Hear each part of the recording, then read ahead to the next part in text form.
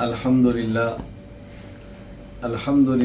وحدہ لا شریک لہ والصلاة والسلام علی من لا نبی بعدہ وعلی آلہ واصحابہ الذین اوفوا عہدہ اما بعد۔ اللہ تعالیٰ کے فضل و کرم سے تخصص فی العقائد الاسلامیہ کے اسباق میں کتب عقائد کا سبق شروع ہے، اور کتب عقائد میں سے تیسری کتاب العقیدۃ الحسنہ جو حضرت شاہ ولی اللہ محدث دہلوی رحمہ اللہ کی تصنیف ہے، اس کا سبق چل رہا ہے۔ حضرت شاہ صاحب فرماتے ہیں والمعاد الجسمانی حق یحشر الاجساد ویعاد فیہ الارواح۔ قیامت کے دن جسموں کا قبروں سے اٹھنا یہ برحق ہے۔ معاد جسمانی یعنی یہی جسم اٹھائے جائیں گے، اور جس کی صورت یہ ہوگی کہ جسموں کو جمع کیا جائے گا اور اس میں روحوں کو دوبارہ ڈالا جائے گا۔ وَتَكُونُ الْأَبْدَانُ تِلْكَ الَّتِي كَانَتْ شَرْعًا وَعُرْفًا، اور یہ وہی بدن ہوں گے جو دنیا میں تھے۔ شریعت کا تقاضا بھی یہ ہے اور ہمارے عرف کا تقاضا بھی ہے۔ ظاہر ہے بدن کو جزا یا سزا دینی ہے تو جس بدن نے نیک کام کیا اسی کو جزا ملنی چاہیے، جس بدن نے گناہ کی اسی کو سزا ملنی چاہیے۔ شریعت بھی کہتی ہے، انسانی سوسائٹی بھی کہتی ہے۔ وَإِن طَالَتْ أَوْ قَصُرَتْ، یہ بات الگ ہے کہ جسم لمبے ہو جائیں یا جسم چھوٹے ہوں گے وہی۔ كَمَا وَرَدَ أَنَّ ضِرْسَ الْكَافِرِ مِثْلُ أُحُدٍ، جس طرح احادیث میں ہے کہ کافر کی ایک داڑھ احد پہاڑ کے برابر ہوگی، اتنا بڑا جسم ہو جائے گا۔ احد پہاڑ کتنا ہے میں آگے ذکر کروں گا، تقریباً یہ 7.5 کلومیٹر کے برابر ہے۔ اللہ اکبر۔ او کانت الطف منہا کما ورد فی صفت اہل الجنہ، یا وہ اجسام لطیف ہو جائیں اور وہ اجسام ایسے ہوں کہ نہایت خوبصورت ہوں جس طرح اہل جنت کی صفتیں آئی ہیں۔ وذالک ان الصبی هو الذی یشب، وذالک ان الصبی هو الذی یشب ویشیب، فرمایا کہ بالکل ایسی ہے جیسے بچہ ہے، وہ چھوٹا ہے، پھر جوان ہوتا ہے، پھر بوڑھا ہوتا ہے، لیکن بدن تو وہی ہوتا ہے نا۔ جوان ہوا تو بدن بڑا ہو گیا، بوڑھا ہوا تو بدن لاغر ہو گیا، بدن تبدیل نہیں ہوتا، بدن وہی ہوتا ہے۔ وَإِن تَبَدَّلَتِ الْأَجْزَاءُ فِيهِ أَلْفَ مَرَّةٍ، اگرچہ اس کے اندر جزا 1000 مرتبہ تبدیل ہوتے رہیں لیکن ہوتے وہی ہیں۔ یہ حضرت شاہ صاحب رحمۃ اللہ نے سمجھایا۔ اب فرمایا کہ قیامت کے دن معاد جسمانی برحق ہے، اس جسم کو اللہ تعالیٰ اٹھائیں گے، اس میں روح کو ڈالیں گے۔ دلائل سورہ مریم آیت نمبر 15، وَسَلَامٌ عَلَيْهِ يَوْمَ وُلِدَ وَيَوْمَ يَمُوتُ وَيَوْمَ يُبْعَثُ حَيًّا، حضرت زکریا کے بیٹے یحییٰ علیہ السلام کے بارے میں ہے کہ ان کے اوپر اللہ کا سلام ہو جس دن وہ پیدا ہوئے، جس دن وفات پائیں گے اور جس دن دوبارہ وہ اٹھائے جائیں گے۔ سورۃ المؤمنون آیت نمبر 16، ثُمَّ إِنَّكُمْ يَوْمَ الْقِيَامَةِ تُبْعَثُونَ، پھر قیامت کے دن تم کو اٹھایا جائے گا۔ سورۃ التکویر آیت نمبر 7، وَإِذَا النُّفُوسُ زُوِّجَتْ، جب لوگوں کو جوڑا جائے گا۔ نفوس نفسن کی جمع ہے، جب نفسوں کو جوڑا جائے گا۔ نفسوں کو جوڑنے کا مطلب کیا ہے؟ ایک نفس جسم ہے اور ایک نفس روح ہے، ان دونوں کو ملا دیا جائے گا۔ چنانچہ امام ابو جعفر محمد بن جریر بن یزید بن کثیر الطبری رحمہ اللہ وفات 310 ہجری وَإِذَا النُّفُوسُ زُوِّجَتْ کے تحت اپنی تفسیر میں لکھتے ہیں، حضرت اکرمہ فرماتے ہیں وَإِذَا النُّفُوسُ زُوِّجَتْ قَالَ الْأَرْوَاحُ تُرْجَعُ إِلَى الْأَجْسَادِ، روحیں جسم کی طرف لوٹا دی جائیں گی۔ حضرت شابی فرماتے ہیں زُوِّجَتِ الْأَرْوَاحُ الْأَجْسَادِ، روحوں کو جسم کے ساتھ جوڑ دیا جائے گا۔ یہ جو انسانی اعضاء ہیں قیامت کے دن ان کی کیفیت کیا ہوگی؟ بہت بڑھ جائیں گے، یا اہل جنت کے اجسام بہت لطیف ہو جائیں گے، لطیف کا معنی بہترین، ملائم، خوبصورت ہو جائیں گے۔ اس پر میں کچھ احادیث پیش کرتا ہوں۔ حضرت امام محمد بن اسماعیل بخاری رحمہ اللہ، وفات 256 ہجری، صحیح بخاری حدیث نمبر 3245۔ حضرت ابو ہریرہ رضی اللہ تعالیٰ عنہ فرماتے ہیں رسول اللہ صلی اللہ علیہ وسلم نے فرمایا اول زمرۃ تلج الجنت، وہ پہلا گروہ جو جنت میں داخل ہوگا، صورتہم علی صورت القمر لیلۃ البدر، ان کی شکلیں، ان کے چہرے ایسے ہوں گے کہ جس طرح 14ویں کی رات کو چاند خوبصورت نظر آتا ہے، جو ان کے چہرے چمک رہے ہوں گے۔ لا یبصقون فیہا، یہ جنت کے اندر تھوکیں گے نہیں، تھوک ہوگا ہی نہیں، یہ تھوکیں گے نہیں۔ ولا یمتخطون، اور اسی طرح یہ جنت کے اندر اپنے ناک کو صاف نہیں کریں گے۔ ولا یتغوطون، اور جنت کے اندر قضاء حاجت نہیں کریں گے، یعنی بیت الخلاء جانے کی ضرورت پیش نہیں آئے گی۔ آنیتم فیہا الذہب، ان کے جنت میں جو برتن ہوں گے کھانے اور پینے کے، وہ سونے کے ہوں گے۔ امشاتہم من الذہب والفضہ، اہل جنت کی جو کنگھیاں ہیں وہ سونے اور چاندی کی ہوں گی۔ ومجامرہم العلوۃ، اور ان کی انگیٹھیاں جسے جلائیں گے خوشبو کے لیے، یہ عود کی لکڑی کی ہوں گی۔ اللہ اکبر۔ ورشحہم المسک، اور ان کا پسینہ مشک کی خوشبو کا ہوگا۔ وَلِكُلِّ وَاحِدٍ مِّنْهُمْ زَوْجَتَانِ، اہل جنت میں سے ہر ایک کے لیے کم از کم 2 بیویاں ہوں گی۔ کم از کم میں نے اس لیے کہا کہ اہل جنت کے لیے بہت ساری حوروں کا ذکر ہے۔ زوجتان، 2 بیویاں ہوں گی۔ یرا مخ سوقہما من وراء اللحم من الحسن، اور یہ اتنی خوبصورت ہوگی کہ ان کی جو پنڈلیاں ہیں، پنڈلی کی ہڈی ہے، ہڈی کے اندر گودا ہے، وہ بھی نظر آئے گا، اتنی خوبصورت ہوگی۔ لا اختلاف بینہم، ان میں آپس میں کوئی جھگڑا نہیں ہوگا۔ ولا تباغض، ایک دوسرے سے بغض نہیں ہوگا۔ قلوبہم قلب واحد، ان کے دل تو کئی ہوں گے لیکن ایک دل کی طرح ہوں گے۔ یسبحون اللہ بکرۃ وعشیہ، یہ صبح و شام اللہ کی تسبیح میں مشغول رہیں گے۔ یہ اہل جنت کی اللہ تعالیٰ نے صفت بیان فرمائی۔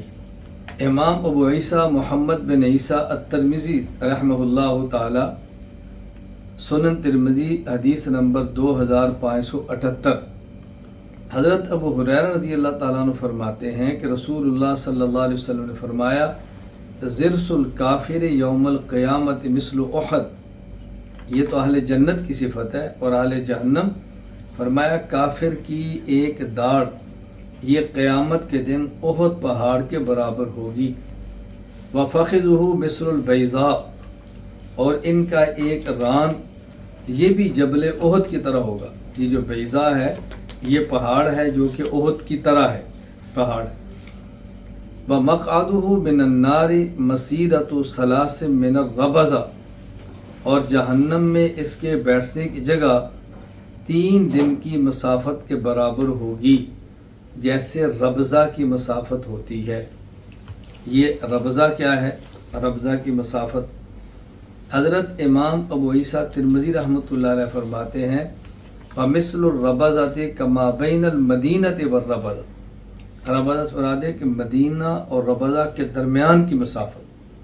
یہ مدینہ اور ربضہ کے درمیان کی مسافت کتنی ہے؟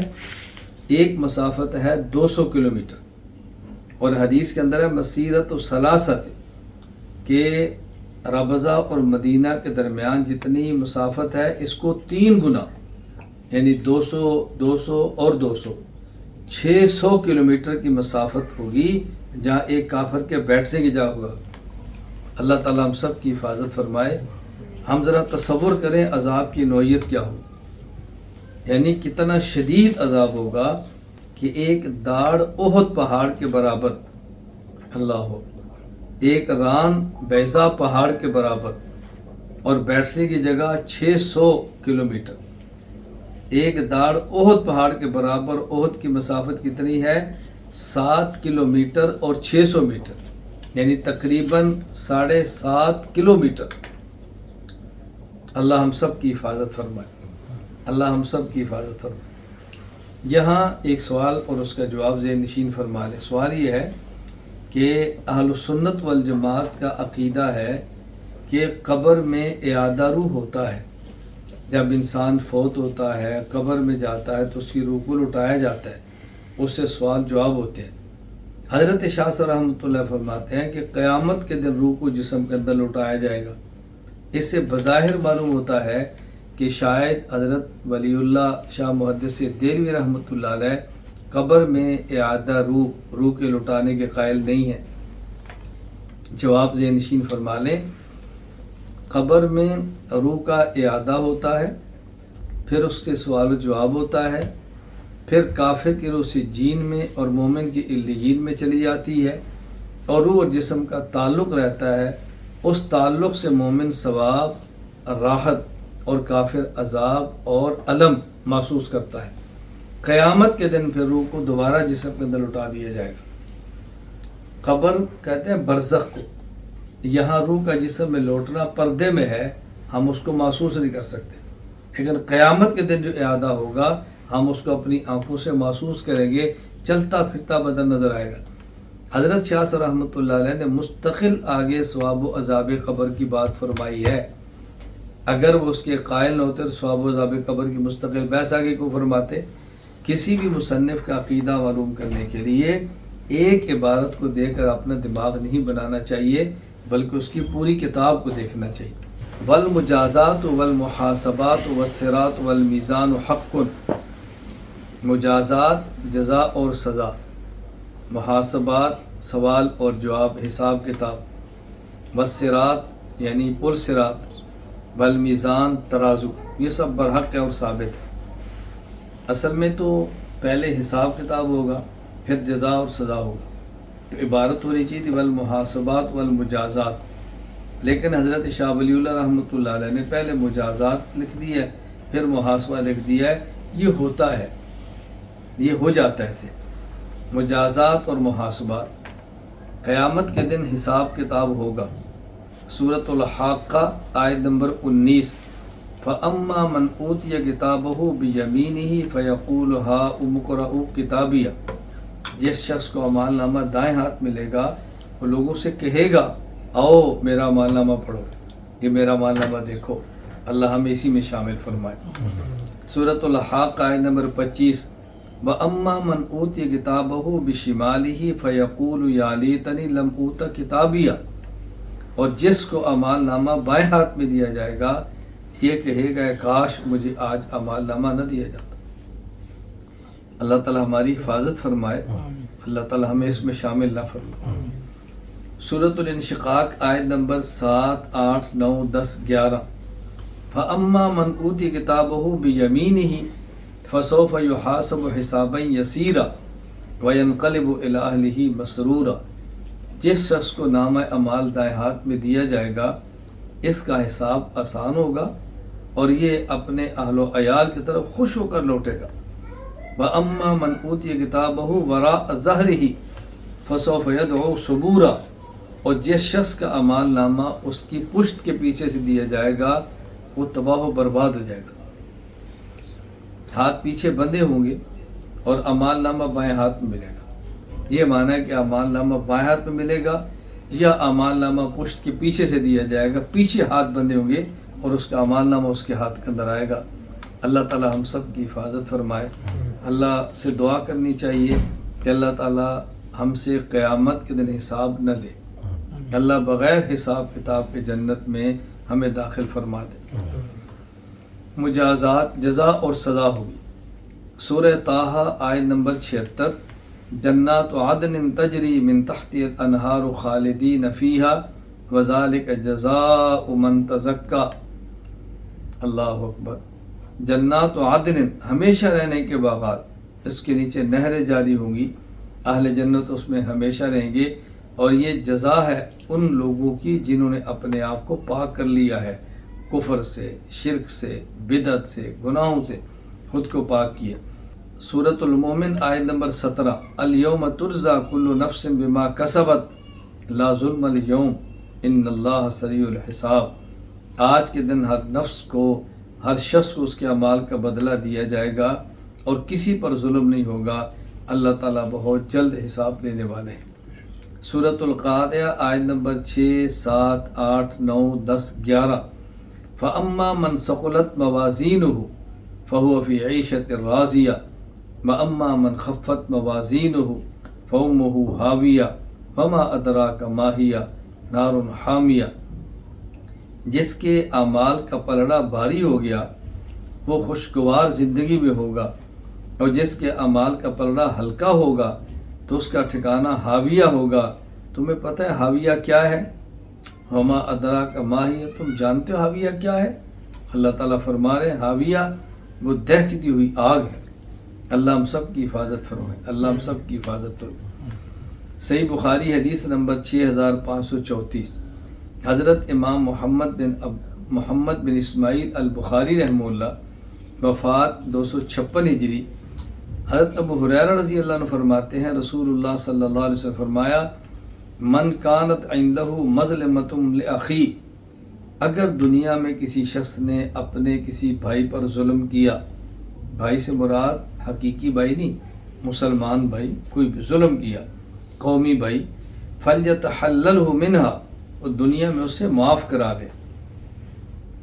فإنہ لیس ثم دینار ولا درہم، قیامت کے دن سونا اور چاندی، درہم، دینار، پیسے نہیں ہوں گے۔ من قبل ان یؤخذ لأخیہ من حسناتہ، اس وقت سے پہلے کہ جب ظالم کی نیکیاں مظلوم کو دی جائیں۔ فإن لم یکن لہ حسنات اخذ من سیئات اخیہ فطرحت علیہ، اور اگر اس ظالم کے پاس نیک اعمال نہ ہوئے تو مظلوم کے گناہ اس ظالم کے نامہ اعمال میں ڈال دیے جائیں گے۔ سنن نسائی آیت نمبر 4002، امام ابو عبد الرحمن احمد بن شعیب النسائی رحمہ اللہ، وفات 303 ہجری، فرماتے ہیں حضرت عبداللہ رضی اللہ تعالیٰ عنہ نے فرمایا رسول اللہ صلی اللہ علیہ وسلم کا ارشاد ہے اول ما یحاسب به العبد الصلاۃ، سب سے پہلے قیامت کے دن حساب نماز کا ہوگا۔ وَأَوَّلُ مَا يُقْضَى بَيْنَ النَّاسِ فِي الدِّمَاءِ، اور سب سے پہلے قیامت کے دن لوگوں کے درمیان فیصلہ خون کا ہوگا۔ ایک ہے حقوق اللہ اور دوسرے حقوق العباد۔ حقوق اللہ میں سب سے پہلے فیصلہ نماز کا ہوگا، اور حقوق العباد میں سب سے پہلا فیصلہ قتل کا ہوگا، خون کا۔ اللہ تعالیٰ ہم سب کی حفاظت فرمائے۔ اسے اندازہ کریں کہ نماز کتنی اہم ہے، نماز کتنی اہم ہے۔ میں تمام حضرات سے، تمام خواتین سے، تمام بھائیوں سے، تمام بہنوں سے، تمام بیٹوں سے، تمام بیٹیوں سے اللہ کا واسطہ دے کر گزارش کرتا ہوں نماز میں کوتاہی نہ کریں، نماز میں سستی نہ کریں۔ کسی کا حق اپنی گردن پہ لے کر دنیا سے نہ جائیں۔ کسی کا حق ہے تو دنیا میں معاف کرا لیں، قیامت کا معاملہ بہت سخت ہے اور بہت ہولناک ہے۔ سورہ مریم آیت نمبر 71، پل صراط کا تذکرہ، یعنی قیامت حساب کتاب ہوگا، جزا سزا ہوگی، اور پل صراط سے گزرنا ہے۔ سورہ مریم آیت نمبر 71، وَإِن مِّنكُمْ إِلَّا وَارِدُهَا، تم میں سے ہر شخص نے پل صراط سے گزرنا ہے۔ کان علی ربک حتما مقضیہ، یہ اللہ نے طے شدہ فیصلہ فرمایا ہے جو بدلنے والا نہیں ہے۔ اللہ اکبر۔ حضرت امام عمر ابن کثیر رحمہ اللہ، وفات 774 ہجری، تفسیر، ان کی اپنی تفسیر ہے تفسیر القرآن الکریم، اس میں سورہ مریم آیت نمبر 71 کے تحت لکھتے ہیں عبد الرحمن بن زید بن اسلم فرماتے ہیں وَإِن مِّنكُمْ إِلَّا وَارِدُهَا، مسلمان بھی گزرے گا، کافر بھی گزرے گا۔ ورود المسلمین المرور علی الجسر بین ظہریہا، مسلمان کا گزرنا پل صراط سے گزر جائے گا۔ ورود المشرکین ان یدخلوہا، اور مشرکین کا گزرنا کیا ہے؟ پل صراط پر جائیں گے، کھٹیں گے، جہنم کے اندر گر جائیں گے، وہ نہیں گزر کے آگے جا سکتے۔ حضرت ام المومنین امی عائشہ رضی اللہ تعالی عنہ سے ایک حدیث پاک ہے، مفصل ہے اور بہت قابل غور۔ امام احمد بن حنبل رحمہ اللہ وفات 241 ہجری اس حدیث کو نقل فرماتے ہیں مسند احمد، حدیث نمبر 24793۔ ام المومنین امی عائشہ رضی اللہ تعالیٰ عنہ فرماتی ہے کہ میں نے پوچھا یا رسول اللہ هل یذکر الحبیب حبیبہ یوم القیامہ، کیا قیامت کے دن کوئی دوست اپنے دوست کو بھی یاد کرے گا کہ میرا فلاں دوست کدھر ہے، میرے تعلق والا کدھر ہے، کوئی یاد کرے گا؟ آپ نے فرمایا یا عائشہ اما عند ثلاث فلا، قیامت کے دن 3 مقامات ویسے ہوں گے وہاں کوئی دوست اپنے دوست کو یاد نہیں کرے گا، سب بھول جائیں گے۔ نمبر 1، اما عند المیزان حتی یثقل او یخف فلا، جب اعمال کا وزن ہو رہا ہوگا نا پھر سب دوست بھول جائیں گے، بندہ اپنے اعمال نامے کو دیکھے گا کہ آج میرا نیک اعمال کا پلڑا نیچے جاتا ہے یا گناہ ہوا، بس دوست بھول جائیں گے۔ نمبر 2، وَأَمَّا عِنْدَ تَطَايُرِ الْكُتُبِ فَإِمَّا أَنْ يُعْطِيَ بِيَمِينِهِ أَوْ يَعْطَى بِشِمَالِهِ فَلَا، جب اعمال نامہ دیا جا رہا ہوگا تو ہر بندہ اپنے دوست کو بھول جائے گا، انتظار میں ہوگا کہ میرا اعمال نامہ دائیں ہاتھ میں ملتا ہے یا میرا اعمال نامہ بائیں ہاتھ میں ملتا ہے، بس یہی فکر، یہی اس کو کڑن ہوگا۔ وَحِينَ يَخْرُجُ عُنُقٌ مِّنَ النَّارِ، اور ایک وقت آئے گا کہ ایک گردن جہنم سے نکلے گی، یعنی ایک چہرہ نکلے گا، گردن کا معنی ہے گردن نکلے گی۔ فَيَنْتَفِي عَلَيْهِمْ وَيَتَغَيَّطُ عَلَيْهِمْ وَيَقُولُ ذَلِكُ الْعُنُقُ، یہ گردن نکلے گی، لوگوں پر لپٹے گی اور اپنے غیظ و غضب کے ساتھ آئے گی، اور گردن کیا کہے گی؟ وُكِّلْتُ بِثَلَاثَةٍ وُكِّلْتُ بِثَلَاثَةٍ، مجھے 3 لوگوں پر مسلط کیا گیا ہے، مجھے 3 پر مسلط کیا گیا ہے، ان 3 کو میں نے آج نہیں چھوڑنا۔ نمبر 1، وُكِّلْتُ بِمَنِ ادَّعَىٰ مَعَ اللَّهِ إِلَٰهًا آخر، نمبر 1 مشرک کو میں نے آج نہیں چھوڑنا، اللہ آپ سب کی شرک سے حفاظت فرمائے۔ وَوُكِّلْتُ بِمَن لَّا يُؤْمِنُ بِيَوْمِ الْحِسَابِ، اور جو قیامت کو نہیں مانتا تھا آج میں نے اس کو نہیں چھوڑا۔ وَوُكِّلْتُ بِكُلِّ جَبَّارٍ عَنِيدٍ، اور ہر وہ شخص جو دنیا میں تکبر کرتا تھا، سرکش تھا، اکڑتا تھا، آج مجھے حکم ہے کہ پکڑو اس کو۔ قال فَيَنْتَوِي عَلَيْهِمْ وَيَرْمِي بِهِمْ فِي غَمَرَاتٍ، ان کو اپنے گھیرے میں لے گی اور جہنم کی گہرائی میں لے کر چلی جائے گی۔ وَلِجَهَنَّمَ جَسْرٌ، پھر جہنم کا پل ہے، اصل پل صراط کے بعد ہے، أَدَقُّ مِنَ الشَّعْرِ، یہ پل بال سے زیادہ باریک ہے، وَأَحَدُّ مِنَ السَّيْفِ، تلوار سے زیادہ تیز ہے، عَلَيْهِ كَلَابِيب، اس پر لوہے کے کانٹے ہیں، وَحَسَكٌ، اور لوہے کے آنکڑے ہیں، آنکڑے جیسے مڑا ہوا لوہا، آنکڑے۔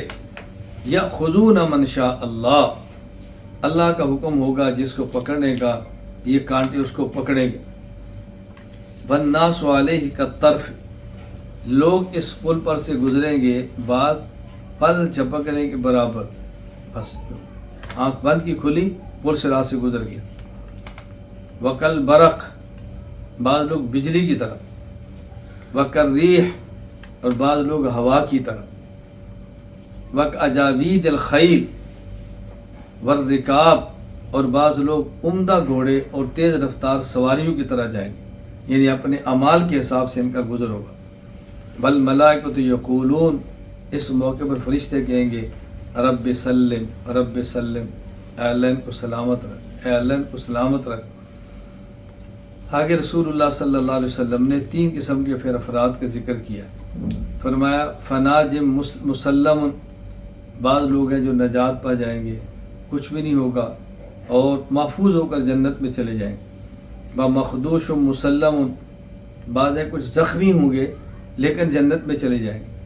ومکور فی النہار علی وجہہ، اور بعض وہ ہوں گے کہ جن کو چہرے کے بل جہنم میں ڈال دیا جائے گا، مختلف قسم کے لوگوں۔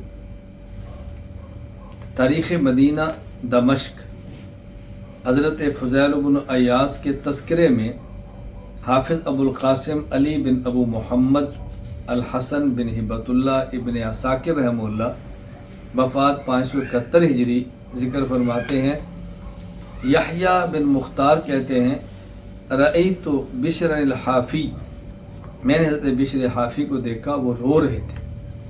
فقلت ما یبکیک یا ابا نصر، میں نے پوچھا کیوں رو رہے ہیں، کس چیز نے آپ کو رلایا ہے؟ فرمایا دخلت علی الفضیل بن ایاس لیلا، میں رات کو حضرت فضیل بن ایاس کے پاس گیا، فهو یبکی بمکہ، وہ مکہ میں تھے اور رو رہے تھے اور کہہ رہے تھے یا رب آریتنی و آریت عیالی، اے اللہ آپ نے مجھے ننگا کر دیا، میرے اہل و عیال کو ننگا کر دیا۔ میدان محشر کو یاد کر کے کہہ رہے ہیں، میدان محشر میں تو انسان کپڑوں کے بغیر ہوگا۔ یا رب اجعتنی و اجعت عیالی، میرے گھر کو بھوکا کر دیا، مجھے بھوکا کر دیا۔ اور فرمایا فَبِأَيِّ يَدٍ لِّي عِندَكَ حَتَّى فَعَلْتَ بِي هَٰذَا، اللہ اکبر، اے میرے رب تو نے مجھے بھوکا رکھا، میرے اہل عیال کو بھوکا رکھا، میرے پاس آپ کے سامنے کوئی دلیل بھی نہیں، میں کیا کہوں، مجھے آپ نے ایسے کیوں فرمایا؟ یہ رو رہے ہیں اور یہ جملے فرما رہے ہیں۔ پھر کہتے ہیں مجھے انہوں نے فرمایا کہ فَقُلْتُ لَهُ يَا أَبَا عَلِي مَا هَٰذَا الْبُكَاءُ، میں نے پوچھا آپ یہ کیوں رو رہے ہیں، آپ کے رونے کی وجہ کیا ہے؟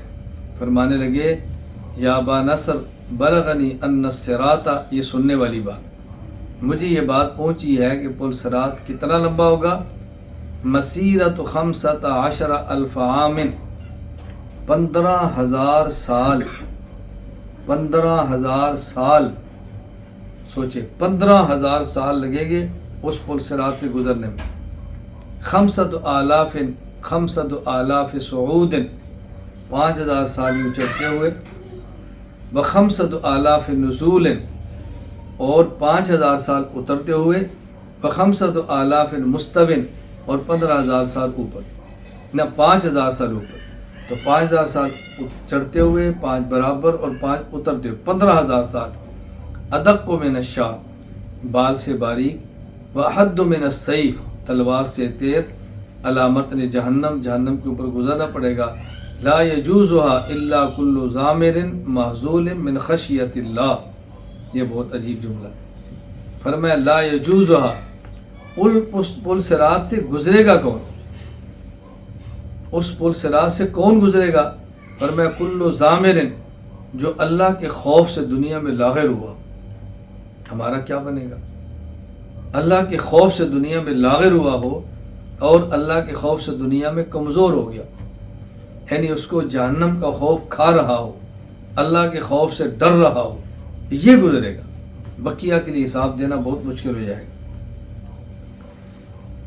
حافظ بدر الدین محمود بن احمد بن موسیٰ العینی رحمہ اللہ، وفات 855 ہجری، عمدۃ القاری شرح صحیح بخاری، تفسیر سورۃ البلد، اس کے تحت فرماتے ہیں حضرت مجاہد اور ضحاک اور کلبی سے ہے، ہی الصراط یضرب علی جہنم کحد السیف، پل صراط جس سے گزرنا ہوگا یہ تلوار سے تیز ہوگا، مسیرت 3,000 سنہ سہلاً و صعوداً و حبوطاً، اس میں 3,000 سال کی مسافت ہوگی، 1,000 سال چڑھتے ہوئے، 1,000 برابر گزرتے ہوئے، 1,000 سال اترتے ہوئے، وَأَنَّ بِجَنبَيْهِ كَلَالِيب وَخَطَّافِيف کشوک سعدان، اور فرمایا کہ یہ پل صراط وہ ہے کہ جس کے دونوں کناروں پر سعدان، یہ کانٹے دار ایک پودا ہے، سعدان جو پودا ہے اس کی مانند لوہے کے آنکڑے اور کانٹے لگے ہوں۔ خیر یہ تو میں نے پل صراط کا تذکرہ کیا، یہاں صرف ایک بات جو سمجھنے والی ہے، آپ کے ذہن میں بھی سوال آیا ہوگا کہ حضرت فضیل بن ایاس سے مروی ہے کہ پل صراط کی جو مسافت ہے 15,000 سال کی ہے، اور حضرت مجاہد ضحاک اور کلبی سے ہے کہ 3,000 سال کی ہے، تو دونوں میں فرق کیا ہے؟ یہ دونوں میں فرق ایسے ہی ہے کہ جس طرح قیامت کے دن کا تذکرہ کرتے ہوئے اللہ تعالیٰ نے قرآن کریم سورۃ الحج آیت نمبر 47 میں فرمایا وَإِنَّ يَوْمًا عِنْدَ رَبِّكَ كَأَلْفِ سَنَةٍ مِّمَّا تَعُدُّونَ، وہ دنیا کے 1,000 سال کے برابر دن ہوگا، اور سورۃ المعارج آیت نمبر 4 میں فرمایا تعرج الملائکۃ والروح الیہ فی یوم کان مقدارہ 50,000 سنہ، وہ دنیا کے 50,000 سال کے برابر ہوگا۔ تو ایک آیت 1,000 سال، ایک آیت 50,000 سال، تو ایک قول 15,000 سال کی مساوت اور ایک قول 3,000 سال۔ ان دونوں آیتوں میں کوئی تعارض ٹکراؤ نہیں ہے، مختلف بندوں کے مختلف اعمال کے حساب سے، کسی کو 1,000 سال کا لگے گا، کسی کو 50,000 سال کا۔ اسی طرح یہاں بھی کسی کو 15,000 سال کی مساوت ہوگی اور کسی کو 1,000 سال کی ہوگی، یہ اعمال کے اعتبار سے۔ اور اس کو دنیا میں مثال دے کر سمجھاؤں تو بہت آسانی سے سمجھ آئے گا۔ رات ایک ہوتی ہے، آدمی کا نکاح ہو اور انسان جس نکاح پر خوش ہو وہ گزرتے پتہ ہی نہیں چلتا، اور یہی آدمی کسی مصیبت تکلیف کے اندر مبتلا ہو، وہی رات ہو، وہ گزرتی نہیں ہے۔ رات تو ایک ہی ہے، وقت تو ایک جیسا ہے۔ یا آپ دنیا میں دیکھ رہے کچھ لوگ خوش ہیں، کھیل رہے ہیں، تماشا ہے، رات گزرتے پتہ ہی نہیں چلتا، اور وہی کوئی آدمی تھانہ پولیس کہیں بیچارہ اپنی نہ کردہ گناہ کی سزا بھگت رہا ہو یا کردہ گناہ کی بھگت رہا ہو، تو ایک رات کتنی طویل ہو جاتی ہے، رات تو ایک ہی ہوتی ہے نا۔ اس کو ہم سمجھیں۔ وزن اعمال، ترازو کو میزان کہتے ہیں، اور قیامت کے دن اعمال کا وزن برحق ہے۔ سورۃ الاعراف آیت نمبر 8، والوزن یومئذ الحق فمن ثقلت موازینہ فاولئک هم المفلحون، وزن برحق ہے۔ سورۃ الانبیاء آیت نمبر 47، وَنَزَعُ الْمَوَازِينَ الْقِسْطَ لِيَوْمِ الْقِيَامَةِ فَلَا تُظْلَمُ نَفْسٌ شَيْئًا، اللہ فرماتے ہیں ہم قیامت کے دن موازین ترازو رکھیں گے۔ یہاں ایک بات سمجھیں، یہ لفظ ہے موازین جو میزان کی جمع ہے، تو قیامت کے دن ایک ترازو ہوگا یا قیامت کے دن کئی ترازو ہوں گے؟ صحیح اور راجح بات یہ ہے کہ ایک ہی ترازو ہوگا۔ تو جب ترازو ایک ہوگا تو اللہ تعالیٰ نے الموازین جمع کا ذکر کیوں فرمایا ہے؟ وہ ترازو ہوگا تو ایک، لیکن اتنا بڑا ہوگا کہ وہ کئی ترازو کے برابر ہوگا۔ جس طرح ان ابراہیم کان امتن، ابراہیم علیہ السلام ہے تو تنہا لیکن پوری جماعت کی طرح ہے، تو ترازو ہوگا تو ایک لیکن کئی ترازو کی طرح ہوگا، اس لیے وہاں پر لفظ جمع کو لایا گیا ہے۔ اور بات سمجھ بھی آتی ہے کہ قیامت کے ترازو ایک ہوگا۔ دیکھیں قیامت کے دن جو حساب ہوگا وہ کیسے ہوگا؟ اللہ اکبر! آپ یقین فرمائیں، میں تو ذکر کرتا ہوں یا سوچتا ہوں تو بالکل کانپ جاتا ہے انسان۔ قیامت حساب کیسے ہوگا؟ انبیاء علیہ السلام کا تو حساب ہوگا، آدم علیہ السلام کا بیٹا، آپ وہاں سے شروع ہو جائیں، قیامت تک آنے والا انسان، سارا مجمع موجود ہے، اور ایک بندہ کھڑا ہوگا اور بالغ ہونے سے لے کر موت تک ایک ایک عمل، چھوٹے سے چھوٹا اور بڑے سے بڑا، وہ حساب دے گا۔ اس کے بعد دوسرے کی باری آئے گی، پھر تیسرے کی، پھر چوتھی۔ آپ تصور فرمائیں ذرا، یعنی اگر ہم سڑک پہ گزر رہے ہوں، گرمی بھی نہ ہو، گاڑی کے اندر اے سی لگا ہو اور کچھ گاڑیاں اکٹھی ہو جائیں تو بتائیں کیفیت کیا ہوتی ہے۔ اگر انسان عدالت میں ہو اور اس کو یہ پتا ہو کہ سزائے موت ہونی ہے اور پھر بھی اس کو تاخیر کی جائے تو وہ تنگ آ کر کہتا ہے یار مجھے جو سزا موت دو لیکن میری حساب سے تو جان چھڑاؤ، اتنا بندہ پریشان ہوتا ہے۔ تو قیامت کے دن آپ بتائیں کیا حشر ہوگا؟ ایک ایک بندے کا حساب، اور بالغ ہونے سے لے کر موت تک کا حساب، اور چھوٹے سے چھوٹا عمل، چھوٹے سے چھوٹا، فَمَن يَعْمَلْ مِثْقَالَ ذَرَّةٍ خَيْرًا يَرَهُ وَمَن يَعْمَلْ مِثْقَالَ ذَرَّةٍ شَرًّا يَرَهُ، چھوٹے سے چھوٹا، اللہ اکبر، چھوٹے سے چھوٹا۔ اللہ تو دل کی باتوں کو بھی جانتے ہیں نا۔ اگر کسی بندے نے اپنے دل میں خیال کیا کہ میں فلاں بندے کو نقصان پہنچاؤں گا اور نقصان کی کوشش کرتا رہا، طاق میں رہا لیکن پہنچا نہیں سکا، اللہ تو اس دل کا بھی پتہ ہے، تو بتائیں وہاں انسان کا حشر کیا ہوگا؟ اللہ تعالی ہم سب کی حفاظت فرمائے۔ اچھا، قیامت کے دن ترازو ہوگا تو ظاہر ہے ترازو تولنے کے لیے ہوتا ہے، گننے کے لیے نہیں ہوتا۔ اس سے بات سمجھ آتی ہے کہ قیامت کے دن اعمال کو صرف گنا نہیں جائے گا بلکہ اعمال کو تولا جائے گا۔ نمازیں کتنی ہیں؟ 5، پھر دیکھو نماز کیسی ہے، اس کو تولنا بھی ہے۔ اسی وجہ سے قرآن کریم میں کئی ایک مقامات پر ہے ایکم احسن عملا، یہ نہیں ایکم اکثر عملا کہ زیادہ عمل کس کے ہیں۔ اللہ تعالیٰ دیکھیں گے کہ اچھے عمل کس کے ہیں۔ ایک ہے کثرت، اس کا تعلق گننے سے ہے، اور ایک ہے احسن، اس کا تعلق تولنے سے ہے۔ اللہ تعالیٰ ہم سب کے اعمال اچھے سے اچھے بنا دے۔ نیت کے ساتھ تعلق ہے، نیت اچھی ہوگی چھوٹا عمل بھی بہت بڑا ہو جائے گا، اور نیت اچھی نہیں ہوگی تو بہت بڑا عمل بھی چھوٹا سا ہو۔ والجنت والنار حق، جنت اور جہنم برحق ہے۔ وہما مخلوقتان اليوم، آج بھی جنت اور جہنم پیدا شدہ ہیں۔ ولم یصرح نص بتعیین مکانہما، اور یہ جنت کہاں پر ہے جہنم کہاں پر ہے اس کے بارے میں کوئی صریح نص نہیں ہے، نہ آیت حدیث کے ہیں کہاں پر۔ بل ہما حیث شاء اللہ، وہ جہاں بھی ہے اللہ جانتا ہے۔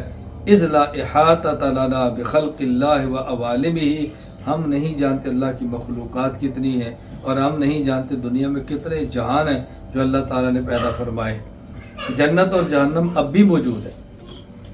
سورہ آل عمران آیت نمبر 133، وسارعوا الی مغفرۃ من ربکم وجنۃ عرضها السماوات والارض اعدت للمتقین، اللہ تعالیٰ کی طرف سے مغفرت اور جنت کی طرف دوڑو، یہ جنت متقین کے لیے تیار کر دی گئی ہے۔ سورۃ الحدید آیت نمبر 21، سابقوا الی مغفرۃ من ربکم وجنۃ عرضها كعرض السماء والارض اعدت للذین آمنوا باللہ ورسلہ، یہ جنت تیار کر دی گئی ہے۔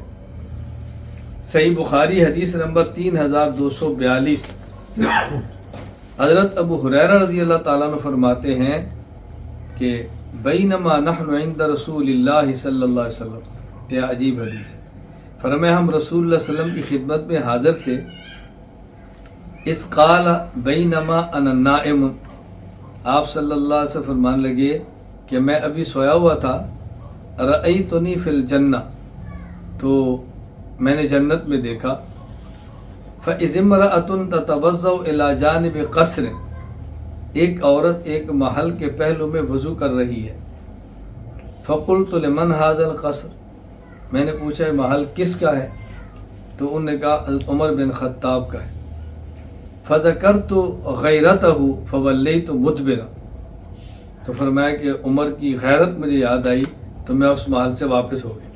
اللہ، فبکا عمر، حضرت عمر رونے لگ گئے، انہوں نے کہا یا رسول اللہ علی کا اغار، یا اللہ کے نبی کیا میری غیرت آپ کے لیے ہے، کیا میں آپ پر بھی غیرت کروں، کیا میرے مکان کے اندر کیوں داخل ہوئے، کیا یہ بھی ہو سکتا ہے؟ خیر، جنت پیدا ہو چکی ہے، جہنم بھی پیدا ہو چکی ہے۔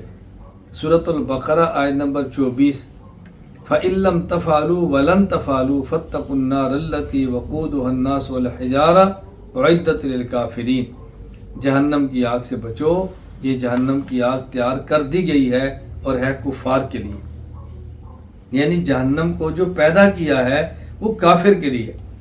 مومن جائے گا اگر فاسق توبہ نہ کی اور کسی کی شفاعت اس کو نہ ملی، لیکن اپنے گناہ کی سزا بھگت کر پاک ہونے کے لیے، چونکہ جنت پاک لوگوں کی جگہ ہے اور یہ گناہ کر کے کچھ ناپاک ہوئے، تو ورنہ اصل جہنم یہ کفار کے لیے ہے۔ سورہ آل عمران آیت نمبر 131، وَاتَّقُوا النَّارَ الَّتِي أُعِدَّتْ لِلْكَافِرِينَ، یہ کفار کے لیے تیار کی گئی ہے۔ صحیح مسلم حدیث نمبر 2844، حضرت ابو ہریرہ رضی اللہ عنہ فرماتے ہیں ہم رسول اللہ صلی اللہ علیہ وسلم کے ساتھ تھے، اس سمع وجبتاً، اچانک ایک زوردار آواز آئی، اللہ، اچانک روزدار جیسے دھماکہ ہوتا ہے، یہ زوردار دھماکے کی آواز آئی۔ فقال النبی صلی اللہ علیہ وسلم، رسول اللہ صلی اللہ علیہ وسلم فرمایا، تدرون ما ھذا، تم جانتے ہو کس چیز کی آواز آئی ہے؟ قلنا اللہ و رسول عالم، اللہ اور اللہ کا رسول ہی زیادہ بہتر جانتا ہے، ہمیں نہیں پتہ۔ فرمایا ھذا حجر رمی بہ فی النار منذ 70 خریفا، یہ ایک پتھر ہے جس کو 70 سال پہلے جہنم میں پھینکا گیا تھا۔ 70 سال پہلے جہنم میں پھینکا گیا تھا. فہو یہوی فی النار الآن حتی انتہا الی قعرہا، وہ مسلسل گرتا رہا، آج وہ جہنم کی تہ میں گرا ہے اور یہ آواز آئی. اللہ، 70 سال تک.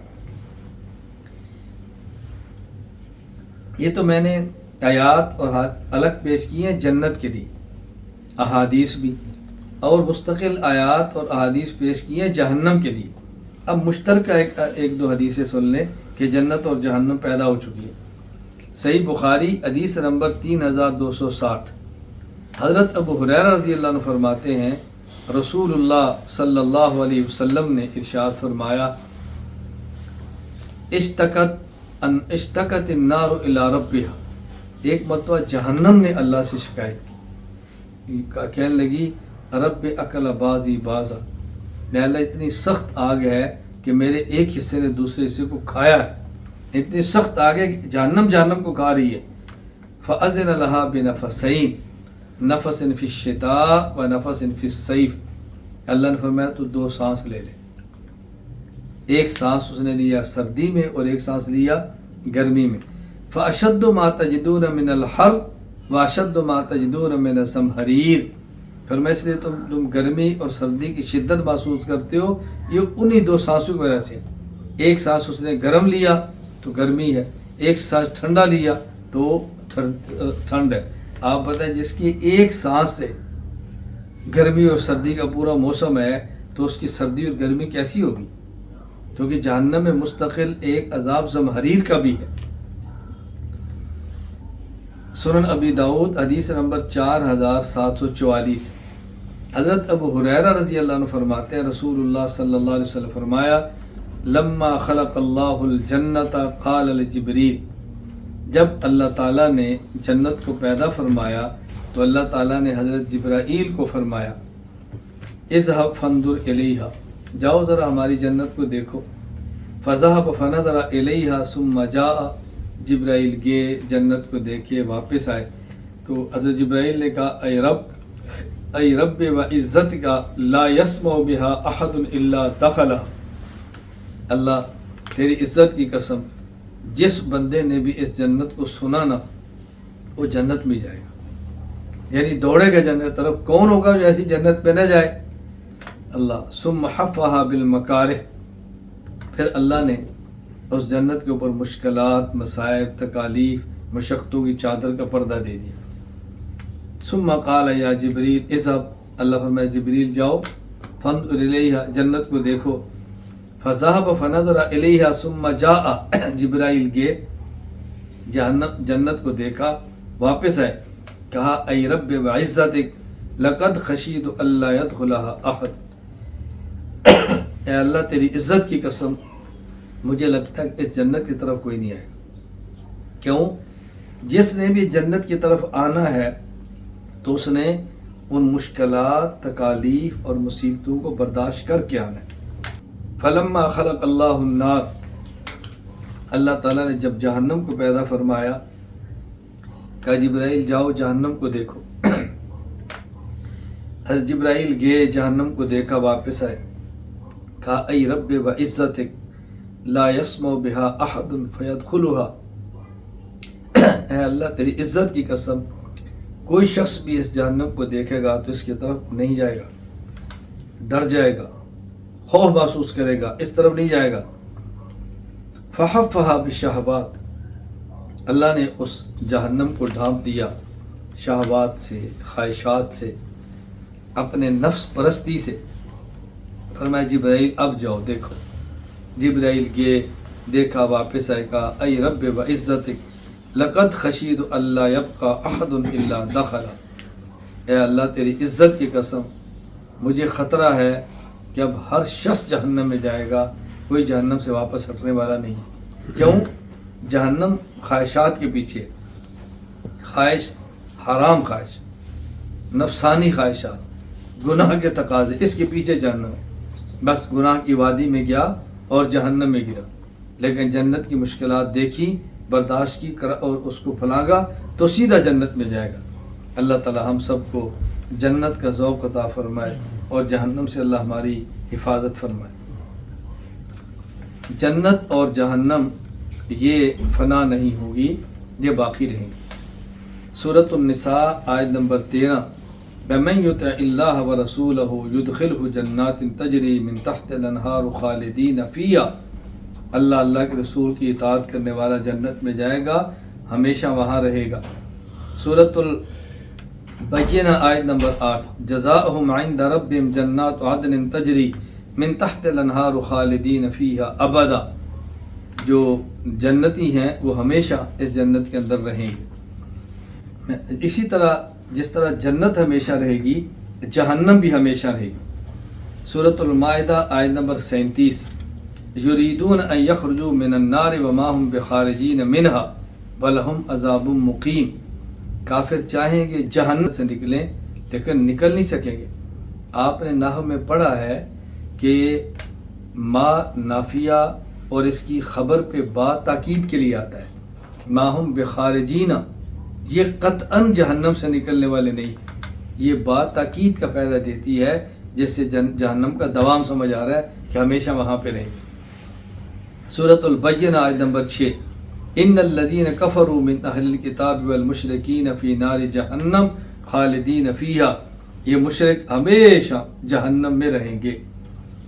صحیح مسلم حدیث نمبر 2849، حضرت ابو سعید خدری رضی اللہ تعالی عنہ فرماتے ہیں کہ رسول اکرم صلی اللہ علیہ وسلم نے ارشاد فرمایا، یجاء بالموت یوم القیامت کأنہ کبش املح زاد ابو قریب فیوقف بین الجنت والنار، متفقہ فی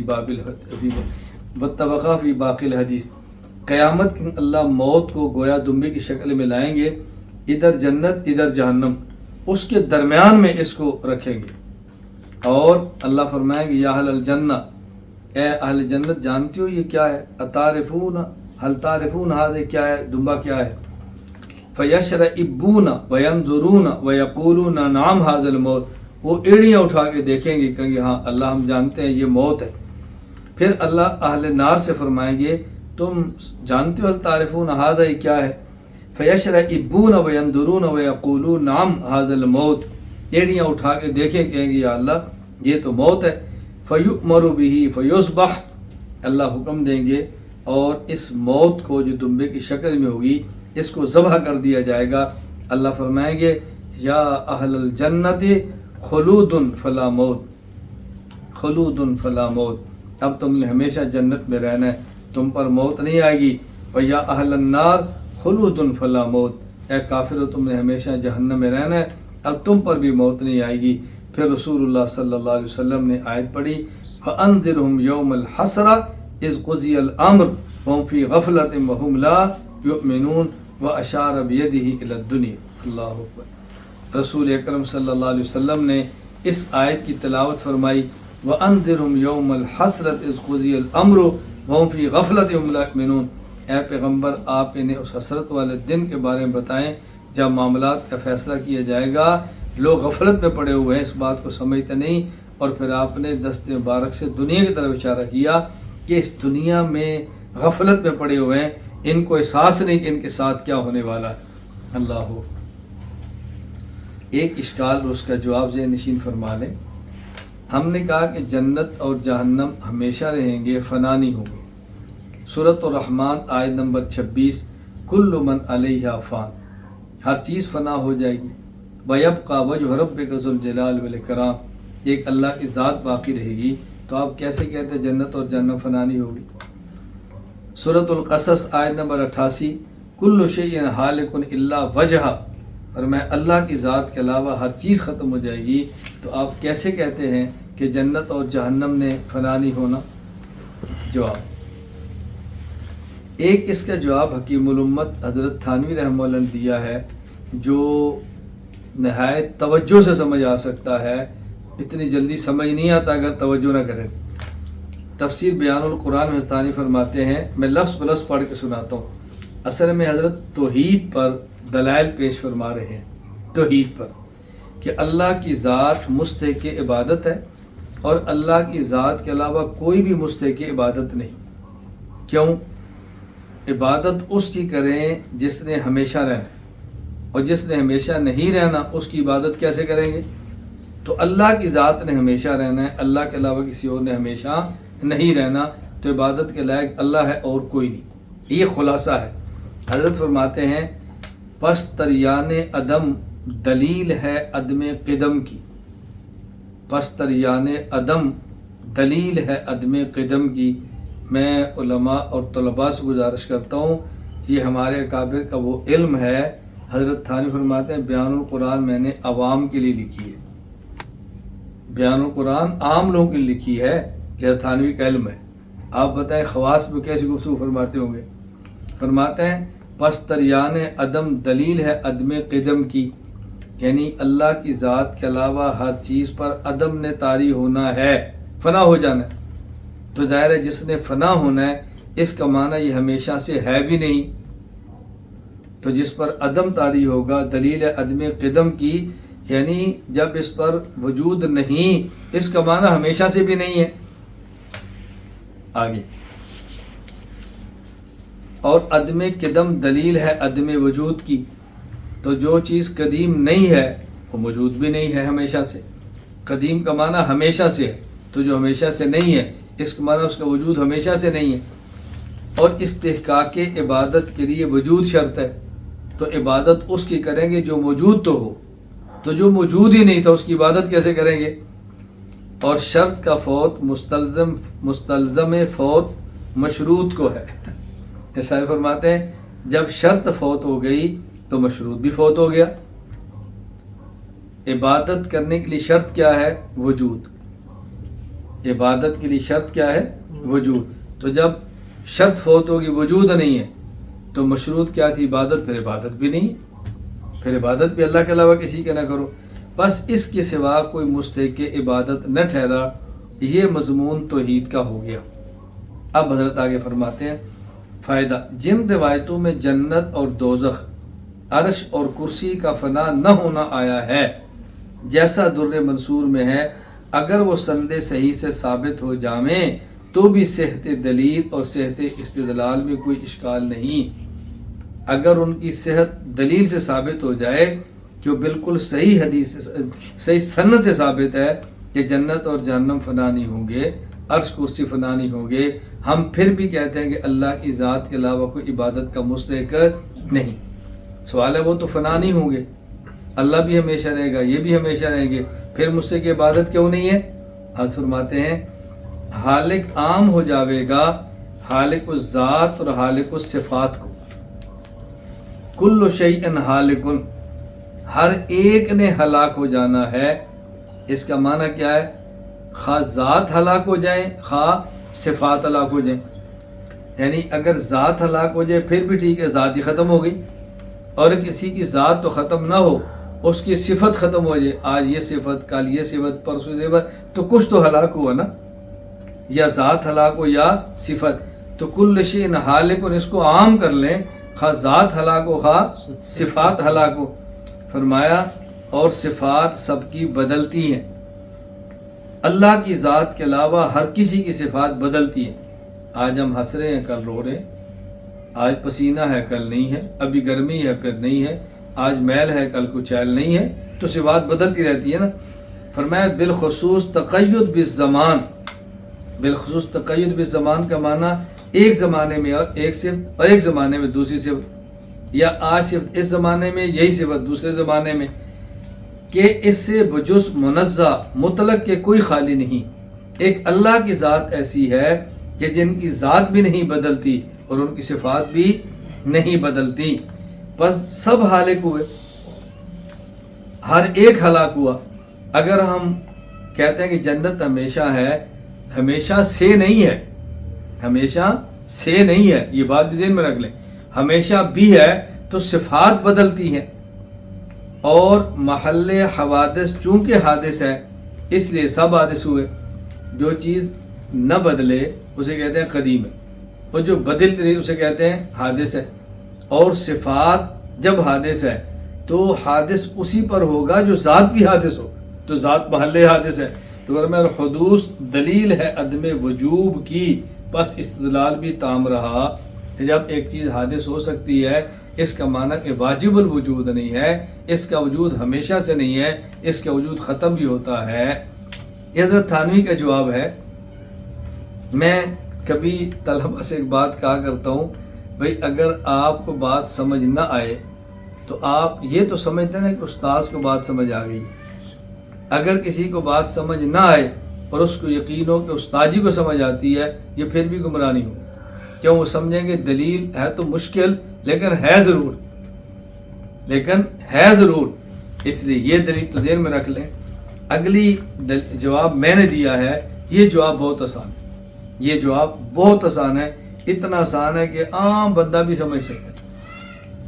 کل من علیہا فان کل شیء ہالک، یہ فنا ہونا یا ہلاک ہونا، فنا کی دو قسمیں ہیں، ایک ہے فنائے امکانی اور ایک ہے فنائے عملی۔ فنائے امکانی کا معنی فلاں چیز فنا ہو سکتی ہے، فلاں چیز ہلاک ہو سکتی ہے، اور ایک ہے فنائے عملی، فلاں چیز ہلاک ہو جائے گی، فنا ہو جائے گی۔ بات سمجھ لیں؟ فلاں بندہ سو سکتا ہے، یہ نوم امکانی ہے، اور یہ بندہ سو رہا ہے، یہ نوم عملی ہے۔ اب سمجھ آ رہی؟ ایک بندہ کھا سکتا ہے، یہ کیا ہے؟ عقل امکانی، اور کھائے گا، کھا رہا ہے، یہ عملی ہے۔ ایک ہے فنائے امکانی کے فنا ہو سکتا ہے، اور ایک ہے فنائے عملی کے فنا ہوگا۔ توجہ رکھیں، اللہ کی ذات میں فنائے امکانی بھی نہیں، فنائے عملی بھی نہیں، نہ فنا ہوں گے نہ فنا ہو سکتے ہیں۔ جنت اور جہنم میں فنائے عملی تو نہیں ہے لیکن فنائے امکانی ہے، فنا ہوں گے نہیں لیکن فنا ہو تو سکتے ہیں۔ تو جب ہم نے کہا نا کل من علیہا فان، اللہ کی ذات کے علاوہ ہر کوئی فنا ہے، اس کا معنی کیا ہے کہ اللہ کی ذات کے علاوہ ہر کوئی فنا ہے، خواہ فنائے عملی و خواہ فنائے امکانی۔ اب کوئی اشکال نہیں، تو ہمارا جواب بہت آسان ہے، بہت آسان۔ میں اس لیے بارہا ایک ساتھ گزارش کیا کرتا ہوں، بھائی میں اہل سنت والجماعت احناف دیوبند کا محقق نہیں ہوں بلکہ ناقل اور شارح ہوں، اپنے اکابر کی عبادت کو نقل یعنی پیش کرتا ہوں اور پھر اس کو شرح یعنی اس کو سمجھاتا ہوں تاکہ ہمیں سمجھ آئے کہ ہمارے اکابر کے علوم کیا تھے۔ باقی آپ نے تھانوی کی عبارت میں بھی سن لی ہے، بطور فائدہ بھی ذہن نشین ڈالیں کہ 8 چیزیں ایسی ہیں کہ جو فنا نہیں ہوں گی۔ 8 چیزیں حضرت عبد الرحمن سیوطی رحمہ اللہ وفات 911 ہجری، انہوں نے ان 8 چیزوں کا ذکر کیا ہے۔ شیخ علامہ محمد امین بن عبداللہ العلوی الشافعی رحمہ اللہ وفات 1441 ہجری، ان نے تفسیر حدائق الرحمن حدائق الروح والریحان میں علامہ سیوطی نے شیخ محمد امین کے حوالے سے اس کو نقل کیا ہے۔ وہ شعر یہ نقل کیا ہے، ثمانیۃ حکم البقاء یعمھا، ثمانیۃ حکم البقاء یعمھا ہی العرش والکرسی ونار وجنہ من الخلق والباقون فی حیز العدم وعجب وارواح قد اللوح والقلم۔ فرماتے ہیں 8 چیزیں ایسی ہیں کہ جن کو حکم بقا شامل ہے، وہ ہمیشہ رہیں گے۔ نمبر 1 عرش، نمبر 2 کرسی، نمبر 3 جہنم، نمبر 4 جنت، نمبر 5 عجب، نمبر 6 روح، نمبر 7 لوح، نمبر 8 قلم۔ یہ عجبن کیا ہے؟ عجبن کہتے ہیں ریڑھ کی ہڈی، ریڑھ کی ہڈی، یعنی اگر انسان مٹی میں مل جائے، فنا ہو جائے، تو آپ نے دیکھا اس کا ہڈیاں ہوتی ہیں، ساری ہڈیاں بھی ختم ہو جائیں تو ریڑھ کی ہڈی کا جو ایک جزو اصلی ہے وہ باقی رہتا ہے۔ اللہ کا نظام ہے، اللہ اس کو باقی رکھتے ہیں، اور پھر جب دوبارہ قیامت کو کھڑا کرتے ہیں اسی کے اوپر گوشت پوش کو کھڑا کر کے پورا انسان پھر دوبارہ کھڑا ہو جائے گا۔ اللہ اکبر، اللہ اکبر۔ میں ایک بات بطور فائدے کے عرض کرتا ہوں، میں عرض کیا کرتا ہوں کہ دیکھیں 3 لفظ یہ اللہ سمجھ عطا فرمائے، یہ لفظ چند یاد رکھ لیں، جہاں سکھ اور دکھ دونوں ہوں اس کو دنیا کہتے ہیں، جہاں صرف سکھ ہوں اس کو جنت کہتے ہیں، اور جہاں صرف دکھ ہوں اس کو جہنم کہتے ہیں۔ آپ سمجھ آ گئی؟ جہاں سکھ اور دکھ دونوں ہوں اس کو دنیا کہتے ہیں، اور جہاں صرف سکھ ہوں اس کو جنت کہتے ہیں، اور جہاں صرف دکھ ہو اس کو جہنم کہتے ہیں۔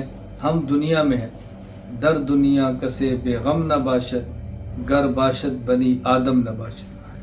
دنیا میں کوئی انسان ایسا نہیں جس پر غم نہ ہو، جس پر غم نہ ہو سمجھے وہ آدم کا بیٹا ہی نہیں۔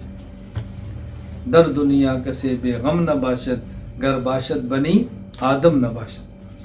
ولا یخلد المسلم صاحب الکبیرۃ فی النار۔ حضرت شاہ صاحب فرماتے ہیں کہ مسلمان ہو اور بڑے بڑے گناہ بھی کیے ہوں، بد عملی سے جہنم میں چلا بھی جائے، ہمیشہ جہنم میں نہیں رہے گا۔ قرآن کریم میں ہے ان تجتنبوا کبائر ما تنہون عنہ نکفر عنکم سیئاتکم۔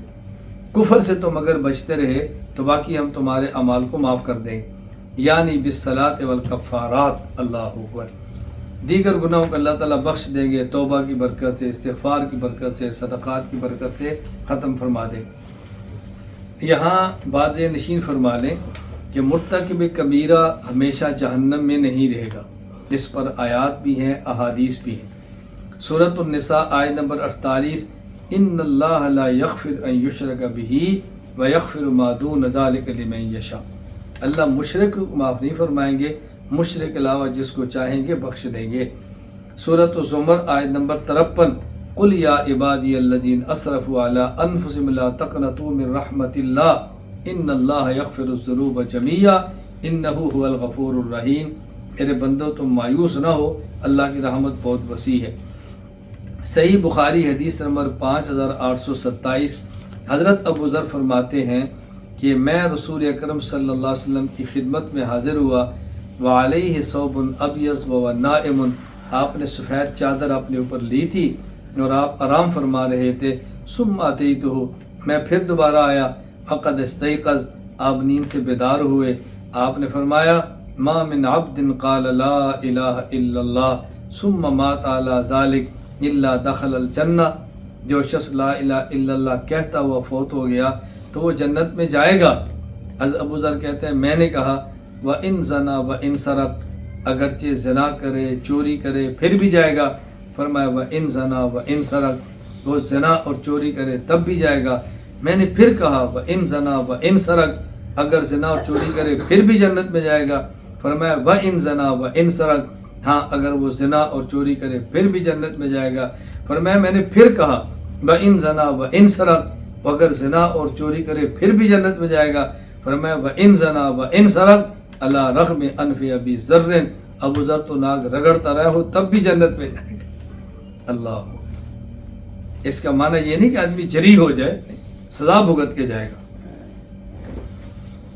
صحیح بخاری حدیث نمبر 6571، صحیح مسلم حدیث نمبر 186، حضرت عبداللہ بن مسعود رضی اللہ تعالیٰ عنہ فرماتے ہیں رسول اللہ صلی اللہ علیہ وسلم فرمایا انی لعالم آخر اہل النار خروجا منہا وآخر اہل الجنت دخولا۔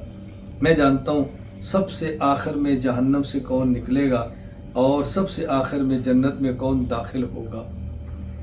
رجل یخرج من النار کبوا، ایک آدمی جہنم سے نکلے گا اور گھٹنوں کے بل نکلے گا کھسڑتا ہوا۔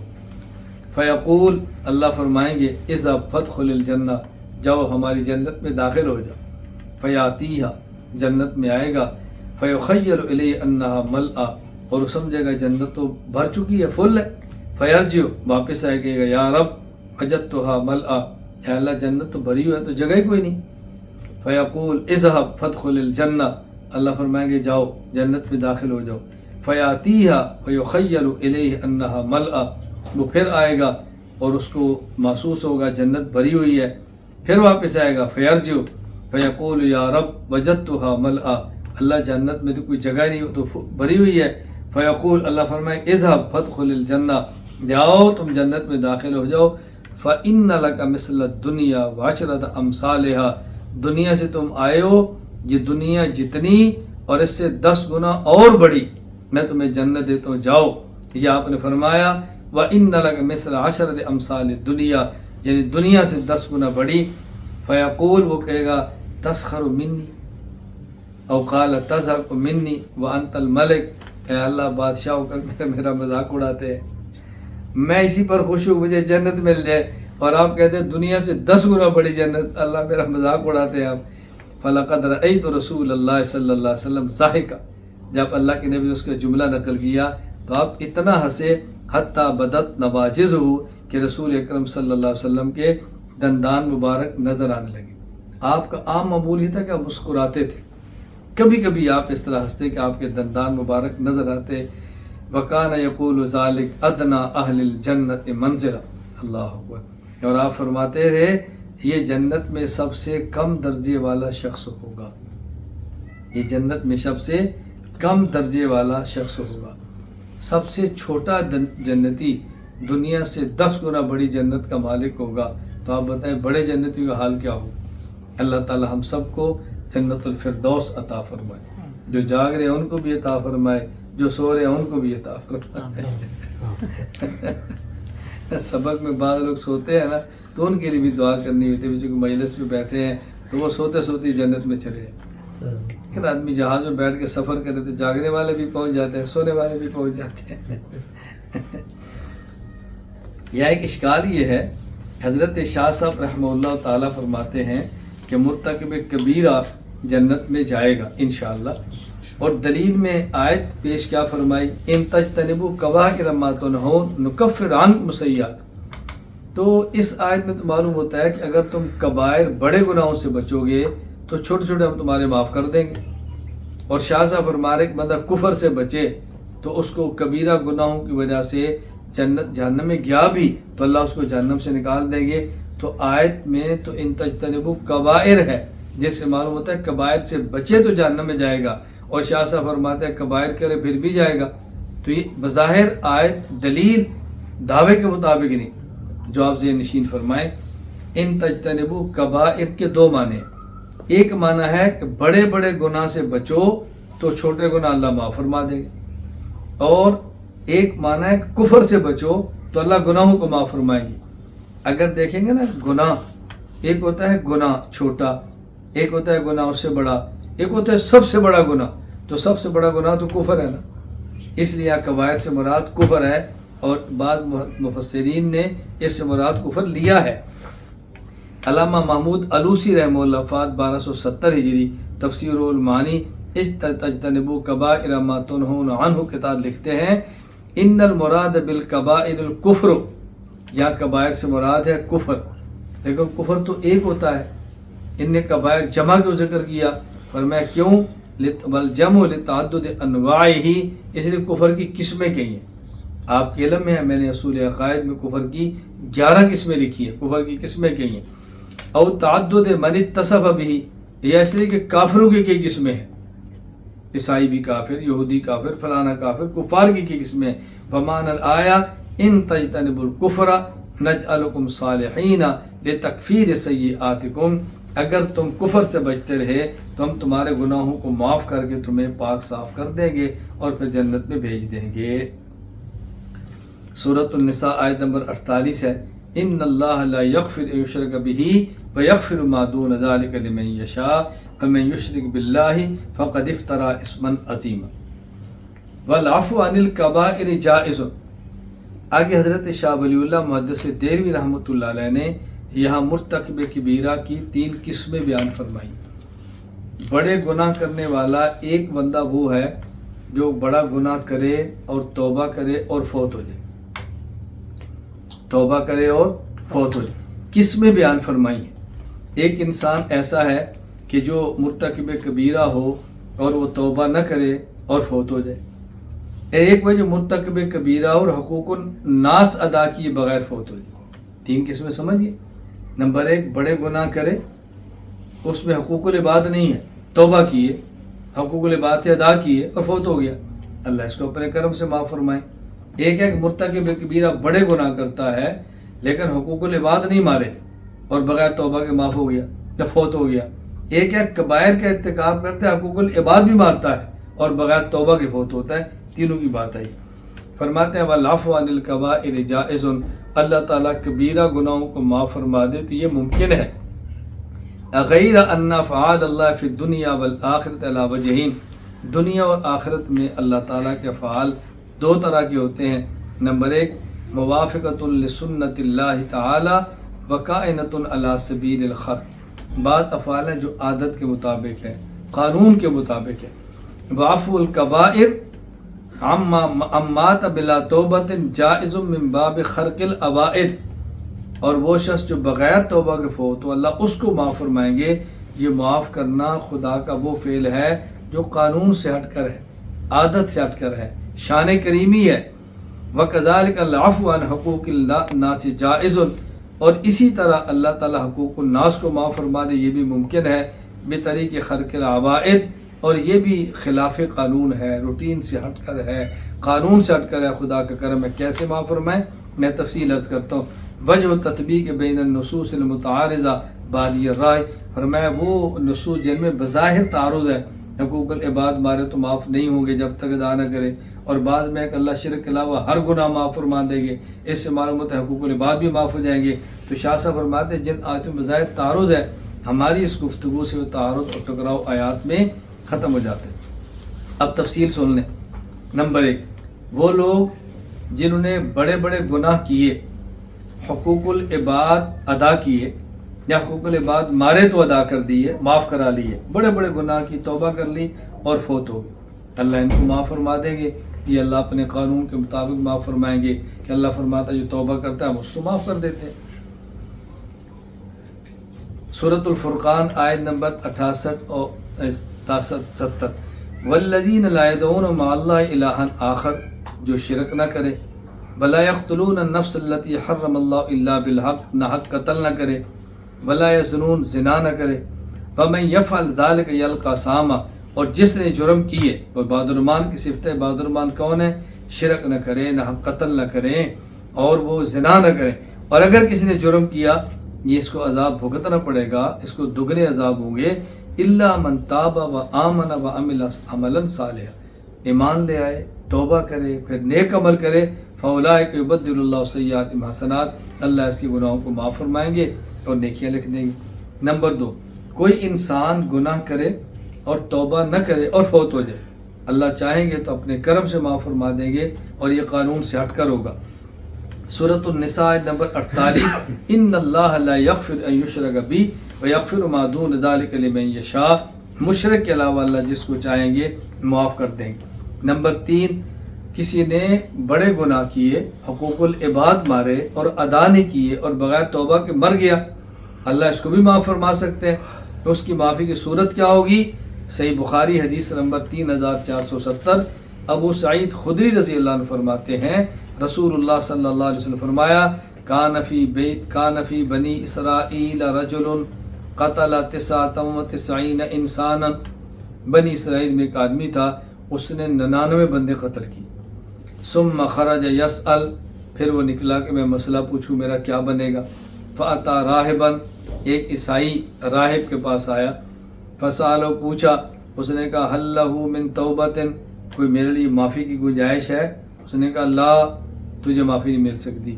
فقتل، اس نے اس کو بھی مار دیا. کبھی 99 مارے، ایک اور مار دو. اس نے اس کو بھی مار دیا، 100 پورے کر دیے. اللہ اکبر. فجعل یسأل، وہ پھر نکلا، بھئی میں پوچھوں کوئی میری کوئی گناہ کی معافی ہے. فقال رجل، ایک آدمی نے کہا ایت قریۃ کذا و کذا، تو فلاں بستی میں جا، فلاں جگہ پر ایک عالم ہے، اس سے مسئلہ پوچھ. اس طرف چل پڑا. فادرک الموت، ملک الموت آ گیا، ملک الموت آ گیا، موت کا وقت آ گیا. فناء بصدرہ نحوہ، وہ لیٹا اور اپنے سینے کو اس بستی کی طرف کر کے گھسٹا، یعنی یہ بتانے کے لیے کہ اللہ میں مر رہا ہوں لیکن میں اسی طرف جا رہا ہوں مسئلہ پوچھنے کے لیے. اس طرف رخ کیا اور یہ فوت ہو گیا. اب ملائکہ آ گئے، ملائکہ رحمت کے بھی آگے، ملائکہ عذاب کے بھی آگے. تو ایک رحمت کے فرشتے کہتے ہیں بھی توبہ کے لیے نکلا تھا تو اس کو جنت میں لے کر جائیں گے. عذاب والے کہتے ہیں اس نے توبہ کی نہیں تھی، ہم اس کو جہنم میں لے کر جائیں گے. فاختصمت فیہ الملائکۃ الرحمت و ملائکۃ العذاب، آپس میں جھگڑا ہو. فاوحى اللہ الی ھذہ، اللہ تعالیٰ نے زمین کو حکم دیا، جس بستی کی طرف یہ جا رہا تھا نا پوچھنے کی، اس کو حکم دیا قریب ہو جاؤ، اور جس بستی سے نکلا تھا نا قطع حکم دیا تم دور ہو جاؤ۔ اللہ نے حکم دیا اس بستی کو جدھر جا رہا تھا کہ تو قریب ہو جا، سمٹ جا، اور جہاں سے نکلا تو فاصلہ لمبا کر دے۔ فَأَوْحَى اللَّهُ إِلَىٰ هَٰذِهِ أَن تَبَاعَدِي، اس بستی کا قریب ہو جاؤ، جہاں سے نکلا دور ہو جاؤ۔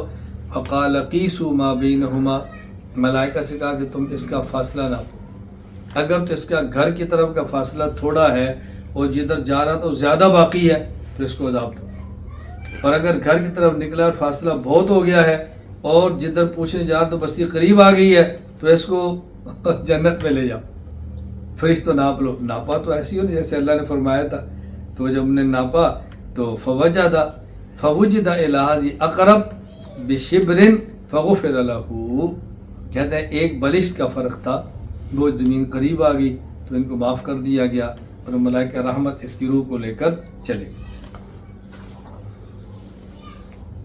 اس کے علاوہ پہلے بھی احادیث آپ نے پڑھ لی ہیں اور سن لی ہیں کہ قیامت کے دن اللہ تعالیٰ، قیامت کے روز اللہ تعالیٰ ایسے فرمائیں گے اپنے فضل سے کہ ایک آدمی جس نے حقوق ادا کرنے ہوں گے نہیں ادا کر سکا، اس کی صورت یہ ہوگی کہ اللہ تعالیٰ اپنی کرم سے، اپنے فضل سے اعمال اس بندے کو دے دیں گے جس کا حق ادا کرنا تھا، اس کو خوش کر دیں گے، اور جس نے حق ادا کرنا تھا اس کو جنت میں بھیج دیں گے۔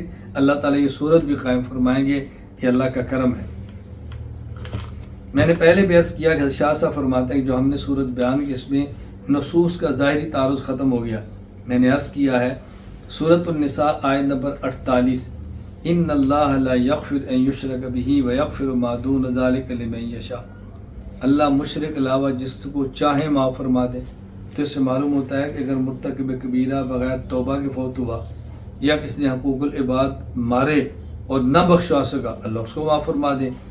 سورۃ النساء آیت نمبر 110، فَمَن يَعْمَلْ سُوءًا أَوْ يَظْلِمْ نَفْسَهُ ثُمَّ يَسْتَغْفِرِ اللَّهَ يَجِدِ اللَّهَ غَفُورًا رَحِيمًا۔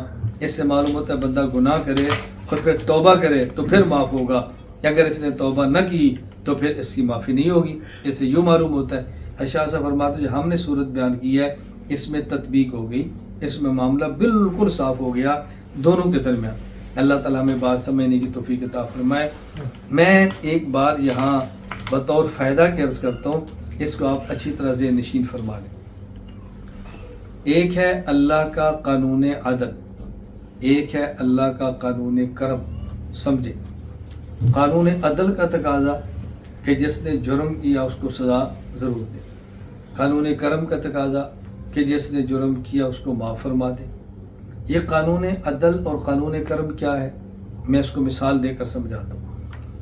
ایک شخص ہے کہ جس کے باغات ہیں اور اس کے باغات میں درخت خربوں سے بھی زیادہ ہے، خربوں سے بھی زیادہ، اور اس کے باغات کے پودے خربوں سے زیادہ ہیں۔ ان میں سے کسی درخت سے ایک پتا نیچے گرا، پتا، پھل نہیں، پتا گرا۔ جو آدمی گزر رہا تھا اور اس نے اس بندے مالک سے پوچھے بغیر پتا اٹھا لیا، پولیس نے پکڑ لیا اور اس کو مالک کے سامنے پیش کیا۔ اب مالک کے سامنے دو چیزیں ہیں، نمبر ایک، ہمارے خربوں کی تعداد میں درخت ہیں، پھل سے بھرے پڑے ہیں، ایسے ایک پتے سے کیا ہوتا ہے، جانے دو، ایسے کیا ہوتا ہے پتے سے، ہمیں چھوڑو اس کو، یہ کرم ہے۔ دوسرا کیا ہو کہ ہماری طاقت، ہماری فوج، ہمارا پیسہ، ہماری دولت، اس کو دیکھ کر تجھے ڈر نہیں لگا؟ بغیر ہماری اجازت کے ایک پتا تو نے کیسے اٹھایا؟ سزا دے دو اس کو۔ یہ عدل ہے۔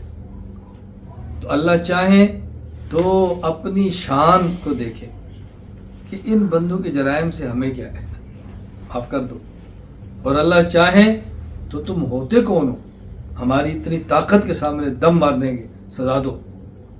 تو چاہے تو قانون عدل کو استعمال فرمائیں اور چاہے تو قانون کرم کو استعمال فرمائیں، یہ اللہ کی اپنی شان۔ وَالشَّفَاعَةُ حَقٌّ لِمَنْ أَذِنَ لَهُ الرَّحْمَنُ، شفاعت قیامت کے دن برحق ہے ہر اس شخص کے لیے جس کو اللہ اجازت دے. وشفاعت رسول اللہ صلی اللہ علیہ وسلم لأہل الکبائر من امتہ حق. حضور اکرم صلی اللہ علیہ وسلم کی، چلیں اس کو انشاءاللہ آگے ہم پڑھیں گے، تھوڑا سبق لمبا ہے تو میں نہیں چاہتا درمیان میں چھوڑنا پڑے شفاعت کا. اور اس کو انشاءاللہ ہفتے کے دن سبق کو پڑھیں گے. اللہ تعالیٰ ہم سب کو عقائد کو سمجھنے کی اور پڑھنے کی، آگے پہنچانے کی توفیق عطا فرمائے.